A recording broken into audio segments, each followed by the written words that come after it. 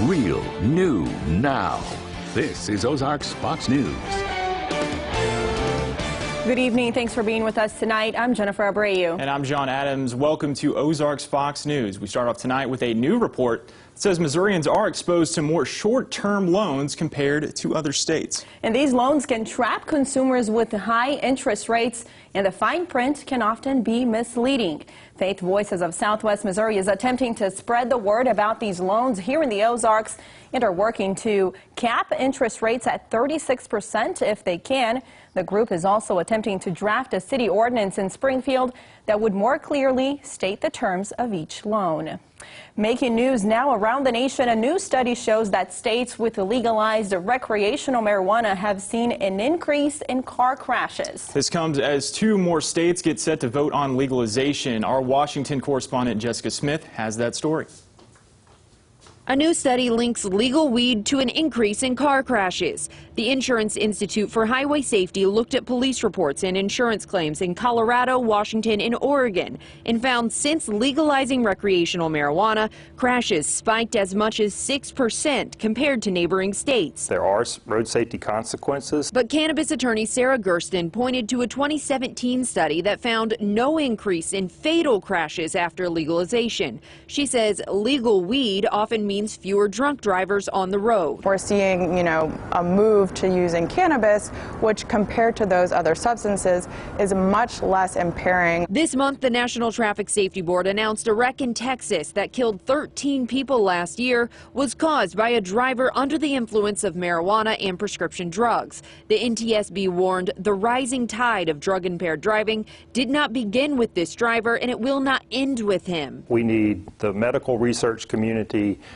in addition to others, to help us understand what it means to have THC in your system. There is no nationwide legal limit for THC, and breathalyzers to test for it are just now being developed. Marijuana activists argue legalization would speed up that process. Because marijuana is still prohibited on the federal level, that also has an impact on researchers, scientists being able to conduct studies. The NTSB and the IIHS say law enforcement needs better tools and training to deal with drivers under the influence of marijuana. And here in Missouri, you will see 3 different measures on the ballot to potentially legalize medical marijuana in the state. Amendment 2 would legalize it for patients with debilitating diseases. Amendment 3 would implement a 15% sales tax. Proposition C creates a 2% sales tax used for veteran services. If any of these pass, Missouri could become the 31st state to allow medical marijuana. For more information on these issues, head to ozarksfirst.com. A new strategy in Washington promises greater investment in the U.S. military. Our Bree Jackson reports on the status of the president's and the DOD's effort to remake and refocus America's military in the ongoing war against terror. Finally, the Defense Department can focus on improving military readiness instead of worrying about where the money's coming from. They were sort of stopgap measures. Chief Pentagon spokesperson Dana White says Defense Secretary James Mattis is moving forward on the department's defense strategy. The Secretary is focused on lethality, he's focused on strengthening our alliances, and he's focused on changing the way we do business. White says the recently passed National Defense Authorization Act is playing a key role in achieving those goals by ending years of uncertain temporary funding and guaranteeing more than $700 billion for defense. Now we have predictability. That's key when you're talking about making major investments. As part of the plan to strengthen our armed forces, military leaders set aside billions of dollars for new F-35 fighter jets. Lawmakers say the high-powered military equipment will help prevent future attacks against the U.S. Just let them know that that presence is there and that if they want to act badly, they shouldn't. Congressman Rob Whitman also supported a provision to build more Navy ships. He says their production provides a boost to the U.S. economy. Making the decisions to assure that those components and the systems and the raw materials are sourced within the United States is key. Military officials say investing in our military now will ensure the U.S. is prepared to handle future threats. Russia and China are near-peer competitors. We have to ensure that we're agile. We have to remain the most lethal force in the world. In Washington, Bree Jackson. The U.S. has committed to building a more lethal force, which means more ships and planes and more jobs in and around our nation's military bases. Well, coming up next on Ozarks Fox. There's been so much drama in politics over the last 2 years. Senator Claire McCaskill shares what she wants you to focus on instead. You're watching Ozarks Fox News. Real New Now.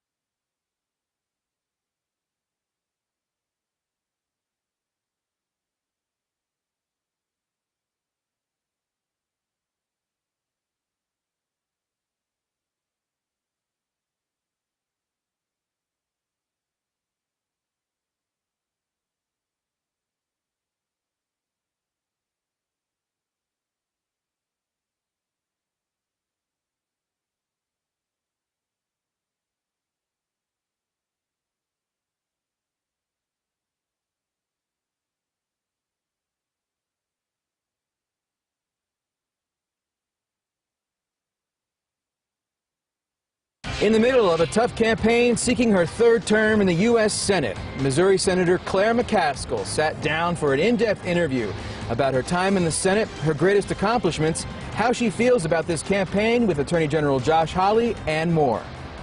This is McCaskill's second re-election campaign. She won her first term against Republican incumbent Jim Talent in a close 2006 race and beat GOP Representative Todd Akin in 2012 after Akin's controversial remarks about rape. This 2018 contest against Hawley, however, seems the most intense. Both sides hurl claims of impropriety and have raised tens of millions of dollars. But in our interview last week, McCaskill used a different descriptor for this campaign. Well, there's certainly more falsehoods. I think the Hawley campaign has set a record for fact checks that have said the ads are false. Almost every ad that has been run, against me and my family has been false. The ad about utility rates is just not true. And this isn't me saying this. This is PolitiFact, factcheck.org. People can go online and check for themselves. There have never been this many falsehoods that have been perpetrated on Missourians as there have been in this campaign. He's in a hurry, and it is startling to me how far they're willing to go. So if much of the information out there is misleading, just how would McCaskill identify herself politically? You know, I'm somebody who hangs out in the middle. He is somebody who is lockstep. I know there are a lot of people that are going to vote for Josh Hawley because they disagree with my positions on issues. But wouldn't it be refreshing if we could make it about those issues of disagreement and instead of the incredible personal attack that has been the cornerstone of his campaign? We couldn't verify McCaskill's claim of a record number of falsehoods in the political ads, but it's clear Hawley has taken major swipes in tying McCaskill to national liberal Democrats and questioning her commitment to outstate Missouri. He's, you know, putting that up that says I'm somehow shortchanging rural Missouri, or that I don't care about the boot heel, I only care about St. Louis. You know, I did 52 town halls. I did it mostly places where I'm not very popular. Josh Hawley would never do that. He would never enter a room of people that disagreed with him and let him ask them any question they wanted. I think that's what this job's about. You know, Missourians disagree on a lot, but there's things we agree on. And I listen and learn those things so that I can actually get things done. And I'm on our website. You can go and see an amazingly long list of things I've actually accomplished because I'm willing to work with Republicans. I'm more interested in finding common ground than this political food fight that seems to be the order of the day. Getting things done would seem a natural fit for Show Me State voters. So with 12 years under her belt in the Senate, what does McCaskill look back on with the most pride? It's really hard for me to pick. I certainly think the progress that we've made for veterans, whether it's upping their mileage reimbursement, something simple, to expanding their higher education benefits, the modern GI Bill, to making sure that those men that had mustard gas experiments performed on them in World War II by our own military got their benefits. There's such a long list. I would say the body of work around veterans and thousands of veterans that we've done casework for and gotten them their medals, gotten them their benefits. I'm really proud of that work. With a focus on issues like Veterans Affairs, you'd think McCaskill would be the most popular senator in state history, but she's not. Polls show a close race, with Hawley having a slight edge. So why is this? I think, for one thing, I think there have been campaigns where, like this one, it's hard when they spend $20, $30 million trashing you. It's kind of hard to figure out who's telling the truth for just the average voter. And honestly, I don't mean to take a swing at you or anybody in journalism, but there's been so much drama in politics over the last 2 years. You know, we've got, you know, all the criticism, whether it's Elizabeth Warren and whether she's Native American or whether it's Stormy Daniels or whether it's, you know, Kanye West, all of that stuff. And it doesn't really get covered. For example, the bill I got passed that's going to lower the price of hearing aids for Missourians by thousands of dollars. It doesn't get covered. When I talked about it in my town halls, nobody had even heard of it because everyone is so busy covering the drama and kind of in their own bubbles that nobody is really putting out there the substantive accomplishments that almost always happen on a bipartisan basis. And I'm almost always in the mix because it is bipartisan. But the release of a videotape by someone posing as a campaign intern and released by Project Veritas last week challenges McCaskill's bipartisan branding. Hawley has seized on the tape to argue that McCaskill is far more liberal than she's telling voters on the trail. I've been very upfront about all my positions. In fact, now I remember that very individual talking to me, trying to get me to tell him to say something different than what my positions are. And I said, no, you just got to tell the people on the doors, it is what it is. I've made no secret that I think we can support the Second Amendment and universal background checks and banning bump stocks. My gun record is out in the open for everyone to see. What's really telling about this is how far they're willing to go to fraudulently embed somebody in my campaign. That's startling. I've never seen that in a U.S. Senate campaign before in the state of Missouri. And we'll have more with Senator McCaskill after this.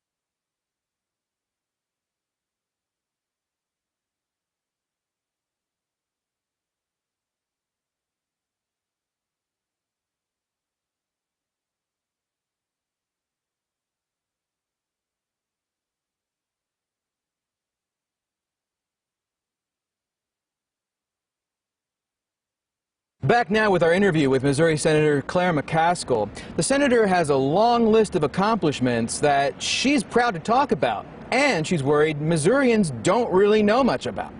I mean, you don't have to turn off your small devices on the plane, but more importantly, we've cleaned up contracting at the Pentagon. We have gotten a lot more benefits for veterans in this state. We have lowered the price of hearing aids. We've gone after online sex traffickers. There is just a long list, and many of these things, frankly, we've got about 30 bills that have been signed into law by President Trump. So I like to get work done that matters for people in this state. Josh Hawley is running a campaign of personal destruction, and I'm hoping that enough Missourians reject that and realize that I'm going to be the one fighting for their health care. I'm the one that's going to make sure that the pre-existing protection does not go away. Josh Hawley is doing doublespeak on that. He's suing to get rid of it. At the same time, he's trying to convince Missourians he's for it. I'm also proud of what we've done to clean up contracting in the Pentagon. We've saved billions of dollars. Between my prosecutor's questioning and my auditor's experience, I was really able to get into some really thick weeds and find ways that we could clean up the profit-taking, like Harry Truman tried to do after World War II, clean up the profit-taking in military contracting. I'm very proud of that. But it's a really long list, and it is hard for me to pick a favorite because, I mean, the stuff we've done on sexual assault in the military has been very important in terms of those reforms. The things that we did to change the law so you can go after people who knowingly facilitate sex trafficking online. I'm very proud of that. Even something simple like pulling back on some of the regulations that are dumb. We were strangling small banks and credit unions. And so I was part of a small group of Democrats that worked with Republicans to lessen the regulatory burden on our small community banks and our credit unions. And then, of course, Josh Hawley runs an ad and lies and tries to make it look like I was doing that for self-interest. No, I was doing that to save our small banks. And that's a good example of where I parted ways with my party to get rid of regulations that were too burdensome. So as the race winds down over these final couple of weeks, what can we expect from the senator and her campaign? Well, we're going to do a lot. But my favorite part is hugging strangers. And one thing, I mean, the TV ads, I'm so sorry to everyone. I am sorry that that's what this stuff has come to, which is the dark money. I mean, we really do. The vast majority of the stuff you're seeing is people hiding behind the curtain. I think if Missourians knew who were paying for the ads against me, they'd like the enemies I've made. I think they'd think I'd made the right enemies. And because I'm sure pharmaceutical companies are in there and health insurance companies are in there. You know, it's interesting because I'm the only one who said, let's get rid of all the dark money. And it's not, I know they're running dark money ads for me. Ignore them. I don't want you to pay attention to any ad if you don't know who paid for it. And I'm the only one in the race who thinks we should get rid of dark money. It is killing our democracy. So, you know, the TV is part of it, but my favorite part, because of the TV, people are even more welcoming when they see me. Yo, look, there's Claire McCaskill. And so the chance just now, when I on the way over here, a young man stopped me on the street and, you know, we did a selfie and a hug. That's fun for me. That's the way I was brought up. You know, I'm originally from, not far from here. I mean, my dad, his family was from Houston. My mom's family was from Lebanon. Her family had a corner drugstore in Lebanon for a number of years. My dad's family had the feed mill in Houston. I grew up going, you know, on Saturdays, coming up to shop at hers in Springfield, driving up from Lebanon. And so my mom never met a stranger. I was raised in this part of the country where you're friendly. And so I love this part of it, where I can get out. So I'm going to be all over the state, seeing people, but mostly talking about health care, workers' rights. You know, Josh Hawley was for Prop A. Let me repeat that. He supported Prop A. This state rejected it by a 2-to-1 margin. I'm for an increase in minimum wage. Josh Hawley is against it. So workers' rights, health care, and dark money are the three issues that I think that where Josh Hawley is really out of step with the people of this great state. So assuming McCaskill wins a third term in the Senate, what's at the top of her agenda? Well, my dartboard has pharmaceutical drug companies right in the middle of it. We are providing most of the profit, Americans are, for these pharmaceutical drug companies. All the other countries in the world are negotiating for volume discount for the massive amount of drugs that go through federal programs. Medicare is what I'm talking about.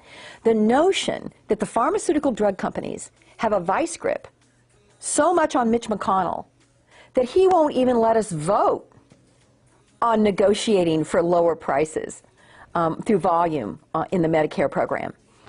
Reimportation from Canada, there's no reason that we shouldn't be able to take advantage of what Canada has done, which is made the drug companies quit making all of their profits off Canadians. So the more the other countries negotiate with these drug companies, the more we are paying. It's outrageous, unbridled greed. I've done a lot of investigations. I've gotten CEOs of drug companies arrested after our investigations. I've gotten, frankly, a lot done in this area, but there's so much more to do. So that's at the very top of my list. Everything I can do to continue to make health care accessible and affordable, continue the consumer protections like pre-existing conditions that are in the law, but bring down the costs for everybody, because nobody is feeling any increase in wages because of the fact that their prescription drug costs are going so high. No matter how this race ends up on Election Day, it's likely to be close, and McCaskill knows that. This race will probably be one that historians will look at for a long time to come. We'll have more after this.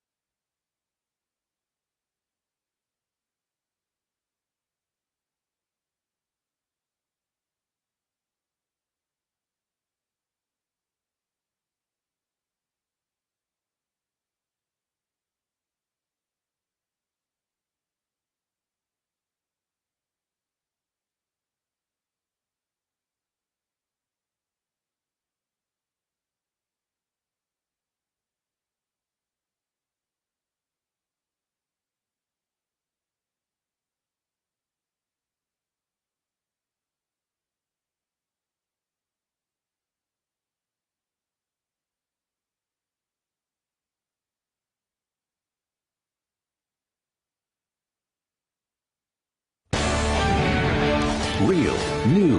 Now you're watching Ozarks Fox News.